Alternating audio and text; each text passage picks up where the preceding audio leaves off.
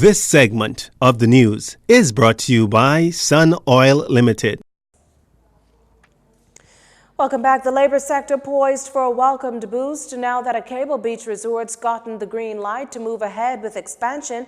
Our BJ McDermott has the story. Ahead of agreement signed at Cabinet Office, Bahamar's second phase, a $300 million undertaking that takes the mega resort's total investment to $4.8 billion. Bahamar President Graham Davis says the mega expansion will provide nearly 500 direct permanent jobs and over 1,000 indirect jobs.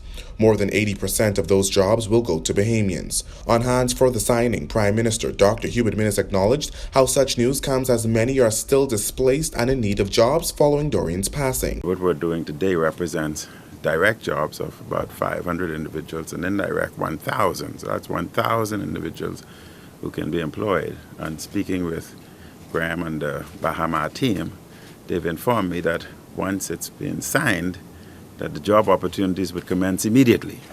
And therefore I would ask Bahamians out there who can hear my voice to take advantage of this opportunity at this particular time, as this would help to rebuild both Grand Bahama and Abaco, so that 20% that we've lost in our GDP can be replaced as quickly as possible and create more jobs so that we can see our economy continue to boom. Now, in terms of what you can expect, amenities include a major water park and entertainment facility to be known as Bahamar Bay. This will be built on the site of the former Wyndham Hotel on approximately 15.3 acres of land. It will include a family-friendly recreational area with water attractions for guests of all ages. The theme of Bahamar Bay is to be heavily influenced by the natural environment of the Bahamas. There will be a public entry area where the general public can enter Bahamar Bay to enjoy the attractions and activity. Phase 2 will also include the widening and lengthening of the existing pier in front of Bahamar and an upgraded and refurbished program for the Melia Resort.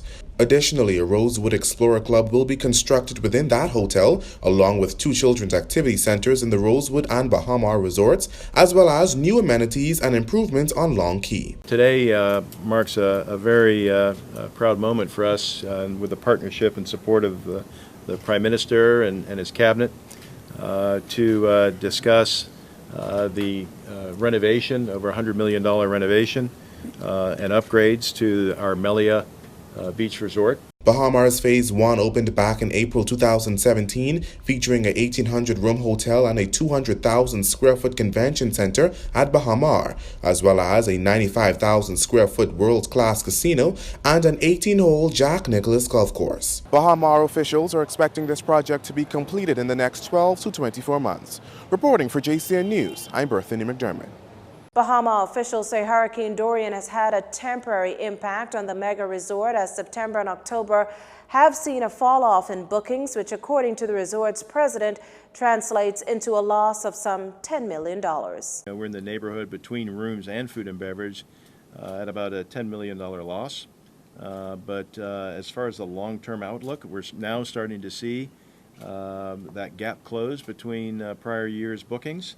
And we're very confident and optimistic that as we get to the end of the hurricane season, and no storms are brewing out there now, that this will be a past memory in the travelers' minds, and they'll understand that the Bahamas is open for business, and so is Bahamar and the other lodging establishments here in New Providence.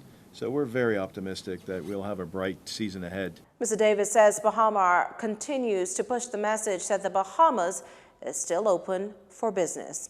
From the police this evening, armed robbery is still a serious problem here in the capital. The latest taking place shortly after 9 Tuesday morning at a business on Mackey Street. Based on the information police have gathered so far, a man was robbed of a bag containing cash. The culprit reportedly sped off in a silver vehicle with 2 other men. Several hours later, and 3 legal firearms were recovered. The first a 9mm pistol with 7 rounds of ammunition found in Nassau Village. After 10 last night, 2 such weapons were recovered from an abandoned building on Market Street. No one was arrested. A check on sports is up next. This segment of the news has been brought to you by Sun Oil Limited.